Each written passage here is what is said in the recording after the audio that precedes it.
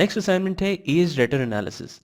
As data analysis का मतलब है कि कस्टमर्स जितने भी हैं आपके, उनसे जितने अरसे से रिसीवेबल है उसकी प्रॉपर ट्रैकिंग।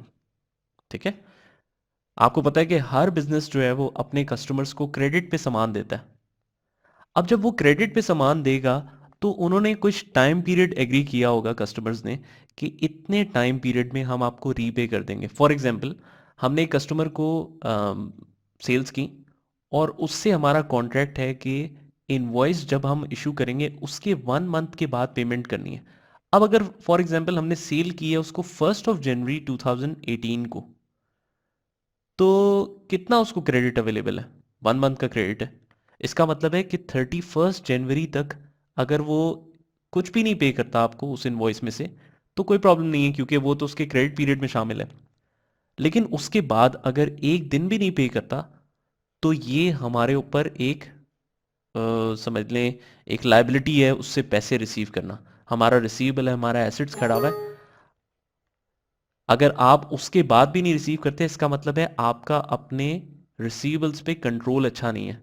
और अगर कंट्रोल अच्छा नहीं होगा तो आहिस्ता आहिस्ता होगा क्या कि आपके मार्केट में पैसे स्टक होते जाएंगे और आपका कैश फ्लो कंपनी का बुरे से बुरा होता जाएगा। तो इसको रिसीव करने की स्ट्रेटजी बनाने के लिए ये डिफाइन करना जरूरी है कि एज डेटर एनालिसिस क्या है। अब एज डेटर एनालिसिस क्या करता है, ये जितने भी रिसीवेबल्स हैं, अगर मैं आपको इतने सारे रिसीवेबल्स पकड़ा दूं और कहूं कि आप रिकवरी शुरू कर दें, तो आपको फौरन नहीं समझ में आएगी कि कहां से रिकवरी मैं करना शुरू करूं। क्योंकि बहुत सारे कस्टमर्स ऐसे भी होंगे जो बहुत बहुत पुराने जिनके बैलेंसेस ड्यू हैं। अब जो जिस इनवॉइसेस के बहुत पुराने बैलेंसेस ड्यू हैं ना, उसमें लाजमी कोई ना कोई डिस्प्यूट होता है, कोई ना कोई बहस होती है, कोई इस तरह का इशू खड़ा हो जाता है जिसकी फौरन रिकवरी नहीं हो सकती।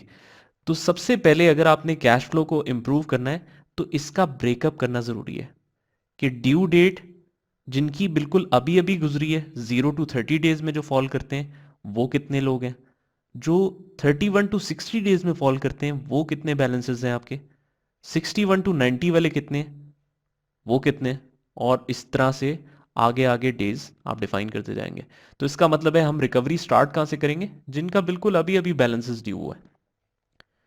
क्योंकि ये बड़ी आसानी से रिकवरी आपको दे देंगे। हो सकता है कि उस इनवॉइसेस की बड़ी रेगुलर पेमेंट्स वो कर रहे हो, तो आप जस्ट उनको सॉफ्ट रिमाइंडर देंगे तो वो रिकवरी दे देंगे आपको।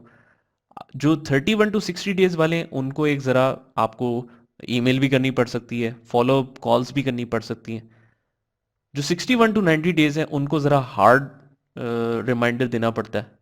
तो इस तरीके से आप डिफरेंट स्ट्रेटजीज भी बनाते हैं अपनी रिकवरी करने की। और अगर आपने अकाउंट्स में देखा हो तो एक चीज़ होती है फैक्टरिंग ऑफ डेट्स। अगर आपको लास्ट ऑप्शन कुछ नहीं नज़र आता और आपके पैसे बहुत अरसे से स्टक हैं और वो बहुत ज़्यादा अमाउंट है, तो आप क्या करते हैं, किसी फाइनेंशियल इंस्टीट्यूशन को जो कि रिकवरी एजेंट्स होते हैं उनको अपने डेट्स सेल कर देते हैं। अब फॉर एग्जाम्पल आपका 1 करोड़ रुपए मार्केट में रिसीव होना है किसी स्पेसिफिक कस्टमर से, तो आप क्या करते हैं, आप किसी रिकवरी कंपनी को 60 लाख में वो बैलेंसेस बेच देते हैं। अब 60 लाख आपने ले लिए, उसके बाद आपको परवाह नहीं है कि वो सारे रिकवर हो सकते हैं या नहीं हो सकते, वो क्या उन्होंने किस तरीके से रिकवर करने, वो सारा कुछ उनकी हेडेक है। तो ये सारी चीज़ें मैं आपको बता दी एज डेटर एनालिसिस के हवाले से। अब सबसे पहले हमारे पास डिफरेंट डेट्स हैं, ये आपने डाउनलोड करनी है असाइनमेंट 53 एज डेटर एनालिसिस के नाम से स्टार्ट। अब सबसे पहले हमारे पास ये डेट्स हैं, जिन जिन डेट्स पे जो जो सेल इनवॉइसेस ड्यू हुई हैं। ये कस्टमर इनवॉइसेस ड्यू की रिपोर्ट है जो कि किसी भी सॉफ्टवेयर से निकाली जा सकती है। जो भी अकाउंटिंग सॉफ्टवेयर होते हैं ना, सेज लाइन 50 हो गया, जिस तरह क्विक बुक्स हो गया, तो उन सब में कस्टमर इनवॉइसेस ड्यू की रिपोर्ट लाजमी निकलती है। अब कस्टमर इनवॉइसेस ड्यू में ये बता रहा है कि हर सेल इनवॉइस ड्यू किस डेट को हुई थी, कितनी अमाउंट थी, उसमें से पे कितने कर दिए और आउटस्टैंडिंग कितने रह गए। इसका मतलब है हमने इन आउटस्टैंडिंग बैलेंसेस को कैटेगराइज करना है between 0 to 30 days, 31 to 60 days, 61 to 90 days और ऑनवर्ड्स। अच्छा, सबसे पहले हम ये करते हैं, क्योंकि ये रिपोर्ट अभी अभी एक्सपोर्ट हुई है ना, बिल्कुल फ्रेश है, तो उसमें कुछ एक्स्ट्रा कॉलम्स भी होते हैं। अगर आप ये देखें, गौर करें, तो अगर मैं इसका साइज इंक्रीज कर दूं तो देखें ये एक्स्ट्रा कॉलम्स भी हैं बीच में। तो इसका मतलब है सबसे पहले तो इस तमाम डेटा को हम ओपन कर लेते हैं, खोल लेते हैं, सबका ऑटोमेटिकली रीसाइज जिस तरह कॉलम करते हैं ना वो कर लेते हैं। वो कैसे किया जाता है? आपने एक कॉलम को सिलेक्ट किया और होल्ड करके रखा उस क्लिक को, आगे जाते गए और किसी भी दो कॉलम्स के बीच में आके आपने डबल क्लिक कर दिया, ये ऑटोमेटिकली एडजस्ट हो गया। अब हम ज़रा इसको क्लोज लाना शुरू करते हैं। ठीक है जी, ये क्लोज आ गया, ये भी क्लोज आ गया। अच्छा, अब हमने देखना है कि इस तमाम कॉलम में क्या है। ये देखें, ये जो एक्स्ट्रा कॉलम हमारे पास आया है इसमें सिर्फ क्या लिखा है, कॉन्टैक्ट कॉन्टैक्ट ही लिखा है, कुछ भी नहीं लिखा। तो हम राइट क्लिक करके इसको डिलीट कर देते हैं। इसी तरीके से ये जो डिटेल्स हैं हम कट करके इसको पीछे रख देते हैं। तो ये देखें, ये कॉलम खाली हो गया। अब इसको सिलेक्ट करते हैं, खाली ये पूरा नीचे तक है कि नहीं।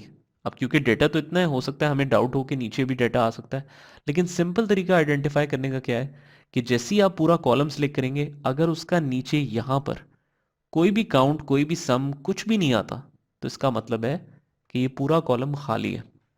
हम राइट क्लिक करके इजीली इसको डिलीट कर सकते हैं। ये डिलीट कर दिया।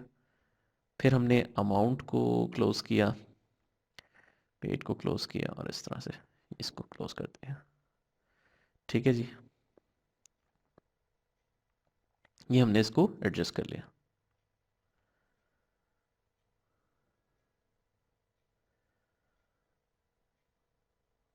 उसके बाद हमने क्या करना है, उसके बाद हमने एनालिसिस अपना स्टार्ट करना है। मैं लिखता हूं यहां पर 0 और यहां पर 30, यहां पर 31 और यहां पर 60, यहां पर 61 और यहां पर 90। तो इस तरह से 0 to 30 days, 31 to 60 days, 61 to 90 days। अच्छा, अब हम 31 और 61 को भी सिलेक्ट कर सकते हैं। आगे लेके जाता जाता हूँ, तो देखें जैसे ही मैं 31 और 61 को दोनों को सिलेक्ट किया, जब मैं हैंडल से पकड़ के इसको आगे लेके जाता हूँ तो ये 91 रिकमेंड कर रहा है। अब क्या है, 121, फिर 151, 181, 211 और ऑनवर्ड्स आप 360 तक इसको लेके जा सकते हैं। मैं इसको 331 तक ले जाता हूँ। फिर 60 to 90 डेज है, इसको भी मैं दोनों को सिलेक्ट करके आगे तक ले जाता हूँ। और ये मैं लगा देता हूँ कि जी ग्रेटर देन जो 360 डेज हैं, इसका मतलब है एक साल से भी जो ऊपर है, ये हमारे लॉन्ग स्टैंडिंग ओल्डर, जिसको कहते हैं ओल्डर बैलेंसेस। वैसे नॉर्मली ये 90 डेज तक बनता है, लेकिन मैंने एहतियातन, क्योंकि पूरे साल की डेट्स हैं इसमें, तो मैंने डिफरेंट डेज का एनालिसिस बना लिया। अच्छा, अगर इनको भी सबको रीसाइज करना हो तो कैसे करेंगे?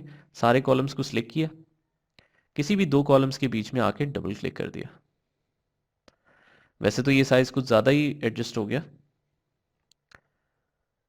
हाँ इतना ठीक है। इसको मैं ऐसा करता हूँ, बोल्ड भी कर लेता हूँ।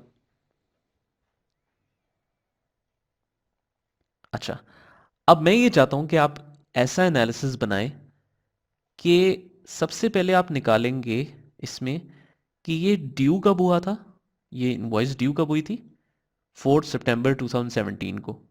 आपने देखना है कि 4 सितंबर 2017 से लेके आज तक, ये जो सिस्टम डेट है मेरी, आज तक कितने डेज गुजर चुके हैं। डेज पास्ट का आपने एक कॉलम बनाना है और इनको आपस में माइनस करके आपने डेज पास्ट निकालने हैं। फिर डेज पास्ट को आपने यूज करना है कि अगर डेज पास्ट इस ब्रैकेट में फॉल करते हैं तो ये बैलेंस, ये आउटस्टैंडिंग अमाउंट इधर आ जाए, अदरवाइज अगर इस ब्रैकेट में फॉल करते हैं तो इधर आ जाना चाहिए। तो ये आपने सोच के करना है कि इधर इफ लगेगा, वी लुकअप लगेगा, इफ एंड लगेगा, या क्या लगेगा। अब देखें, अगेन मैंने एक बिल्कुल डिफरेंट आपको सिनेरियो दिया है। आपको लास्ट टाइम तक जो हमने ये इंश्योरेंस प्रीमियम का देखा था, आपको लग रहा होगा कि ये मैक्सिमम मुश्किल कोई सिनेरियो था या डिफरेंट सिनेरियो था। अब आपको सारे सिनेरियो समझ में आ जाएंगे, लेकिन ये हो सकता है थोड़ा सा टफ हो आपके लिए। टफ तो नहीं है, वैसे बिल्कुल सिंपल सी लॉजिक है। आप इसको करके देखें, थोड़ा सा अपना माइंड यूज़ करें और कोशिश करें इसको करने की।